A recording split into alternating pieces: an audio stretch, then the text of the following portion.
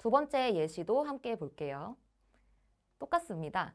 두 번째는 입체 도형의 겨냥도와 전개도.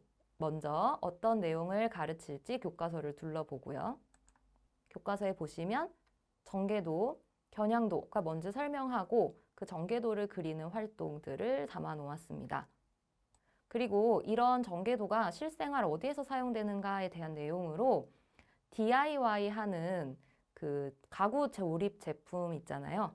그래서 그 제품이 실생활에서 이렇게 사용될 수도 있다라는 내용이 교과서에 담겨져 있어서 저는 이 부분에 착안해서 문항을 제작했어요. 그래서 이런 게 뭐가 있을까 하고 소재를 찾아봤고요. 그래서 학생들이 그릴 수 있는 전개도 중에 우리가 실생활에서 많이 사용되는 걸 찾아 선물 포장 박스를 검색을 했고, 이런 걸 주문하려면 어떤 걸 알아야지 주문을 잘 할 수 있을까, 이런 고민을 해서 문항을 만들어 보았습니다. 그래서 문항에 보시면 성취 기준과 과제 설계 의도를 먼저 보시면요. 성취 기준은 아까 보았던 입체 도형의 겨냥도와 전개도를 다양하게 그릴 수 있다. 그리고 평면 도형과 입체 도형을 이용하여 산출물을 만들 수 있다 하는 게 저희의 실용수학에서 학생들이 알아야 하는 성취 기준이고요. 그래서 제가 작성한 문항은 어떤 의도를 가지고 만들었냐면 전개도와 겨냥도를 일단 이해하고 이 내용에서 실제로 어떻게 쓸 수 있는지 실생활 문제를 한번 해결해 보자. 그리고 마찬가지로 평소에 수학을 좋아하지 않더라도 이렇게 수학이 사용되는구나 라는 걸 알 수 있게 하고자 함이 저의 설계 의도였습니다. 그래서 교과 역량 보시면 다음과 같고요. 그래서 핵심 질문은 3번에 표현된 3-1과 3-2번 문항이었어요.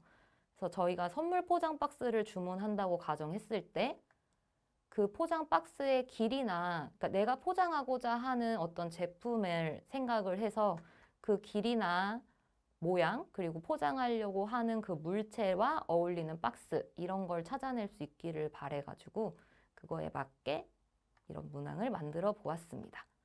그래서 컵케이크 지름 6.5, 컵케이크 간격 1cm로 해서 얘가 고정될 수 있는 바닥틀을 추가해서 컵케이크의 높이까지 하고 얘를 보일 수 있게 손잡이가 있고 투명창이 있는 디자인의 포장 박스로 전개도를 그려보고, 그리고 그 전개도를 조립할 수 있는 조립 설명서를 만들어라 하는 게 저의 핵심 질문이었고요. 그리고 채점 기준을 정했습니다. 채점 기준은 문항별 5.4점, 3.0점으로 나누었고, 어떻게 보시면 주어진 상황에서 조건을 만족하는 일상생활에 사용되는 입체 도형의 전개도를 정확하게 그렸는지, 그리고 겨냥도를 이해하고 조립의 순서가 명확하게 나타날 수 있도록 설명서를 작성하였는지가 기준으로 잡아서 점수를 부여하였습니다. 그래서 논술이니까 이 설명서를 작성하는 과정에서 본인의 생각이 드러난다라고 생각이 들어가지고 설명서를 작성하는 문항을 제작한 거고요. 수업은 생각보다 간단했어요.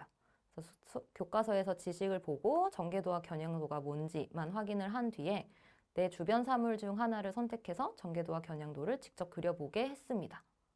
그리고 이 활동 경험과 연결한 문항을 제작하였는데요. 그래서 문항은 당연히 수업 중에 모든 다룬 내용으로만 구성을 해서 학생들이 문제를 풀더라도 아, 이거 맞다, 수업에서 배웠었지 하면서 풀 수 있는 문항들로만 구성을 했어요.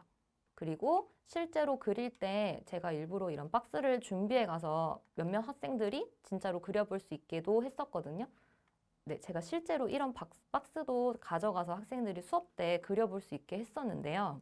원래 처음에 문항을 제작할 때는 이 박스만 제시하려고 했었어요. 왜냐하면 이걸 보고 학생들이 전개도를 찾고 겨냥도를 그리는 게 조금 더 수업의 목적과는 맞기 때문에 주어진 박스만 제공하려고 했었다가 그래도 학생들이 문제는 풀고 싶은데 좀 어렵지 않을까 하는 마음에 실제 사용되고 있는 포장 박스를 보여주고 설명을 좀 도왔습니다.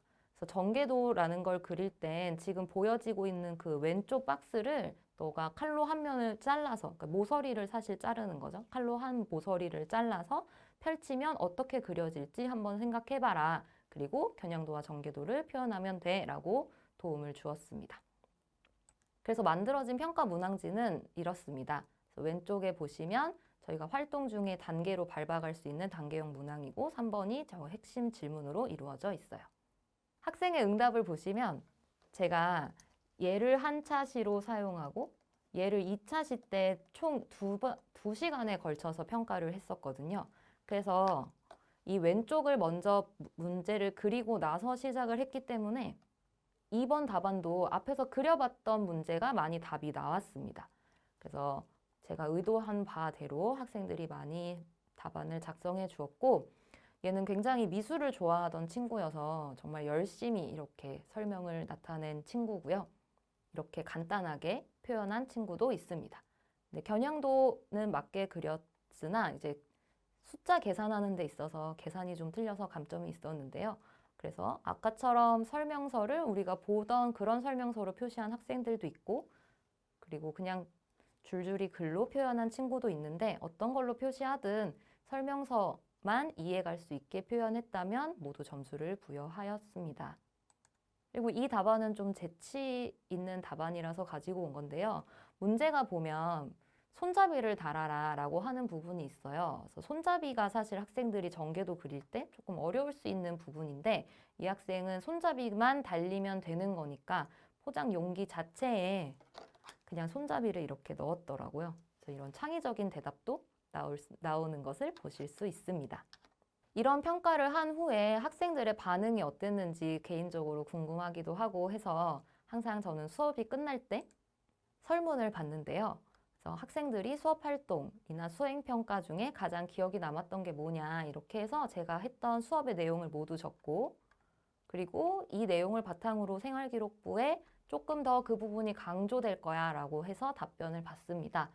그러면 두 번째 활동, 겨냥도와 전개도를 이용해서 케이크 포장 상자 그린 활동을 기억에 남는다고 말한 친구를 보시면 미술을 전공하면서 공간에 대한 이해가 부족하다고 생각했던 때가 많은데 전개도를 직접 그려보면서 이런 식으로 공간을 이해하고 공부하면 되겠다는 생각이 들었고 다른 수학 활동보다 편안하게 할 수 있어서 좋았던 것 같다 라고 답변을 해주었어요. 그러니까 저는 이런 것들이 학생들 개개인한테 논술형 수행평가에서도 의미를 남길 수 있다라고 생각이 들어서 이런 수행평가를 항상 수업 중에 제공하려고 노력하고 있습니다. 다음 답변도 같이 보시면 이거는 왜곡되는 거울을 통해 외상예술 활동했던 그 내용을 답변한 친구인데요. 보시면 논술형 A를 통해서 실생활에서 주의 깊게 보지 못하고 지나가기만 하고 인터넷에서 영상으로만 보던 것들을 직접 수행평가에서 해보고 거기에 적용되어 있는 개념과 일상생활에서 어떻게 활용되고 있는지 알 수 있었던 시간이어서 유익했다라고 학생이 스스로 유익했다라고 답변해줘서 저에게도 의미가 있었던 내용입니다.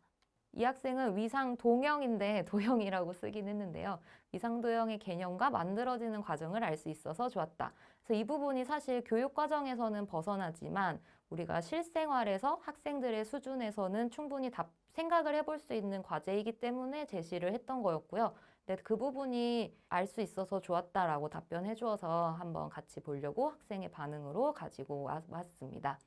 그리고 이 학생은 논리적인 생각을 요하는 수학에서 나의 진로인 디자인과 접목 가능한 주제라 좋았으며 수학과의 연관 가능성을 찾은 재미있고 흥미로운 수업이 됐다. 이렇게 나와 있는데요.